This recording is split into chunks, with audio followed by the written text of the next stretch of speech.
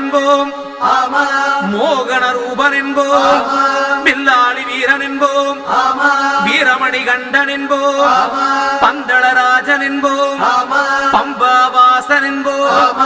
கலியுக வரதன் என்போம்,